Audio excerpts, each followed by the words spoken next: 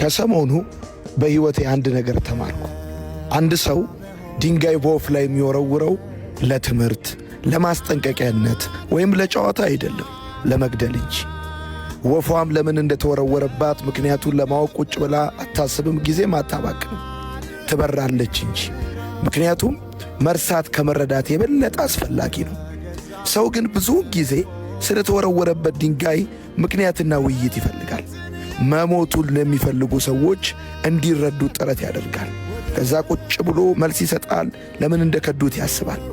ይሄ ሁሉ ሲሆን ግን የሚቀጥለው ድንጋይ እየተነሳ ነው። ማንም ሰው ሕይወትህን ዓላማህን ለማጥፋት ከሞከረ በኋላና ካልተሳካለት ያለ ውይይት የቀረበ ጥሪ አይደለም። ምክንያቱም ድንጋይ ማብራሪያ፣ የስበት ሕግም ውይይት አይፈልጉም። የተወረወረባትን ድንጋይ ቆማ የምታስብ የምታሰላስል ፈላስፋ ወፍ የለችም። ፍጥነት ከፍታ ትጨምራለች፣ አቅጣጫ ትቀይራለች፣ ስፍራዋን መዋያዋን ትለውጣለች። ከዛ ለመድረስ አስቸጋሪ ትሆናለች። የተረፍከው እግዚአብሔር ስለከለከለልህ እንጂ መትረፍህ የንጹሕነታቸው ማረጋገጫ ሳይሆን በአጠገብህ የነበረው አደጋ ማሳያ።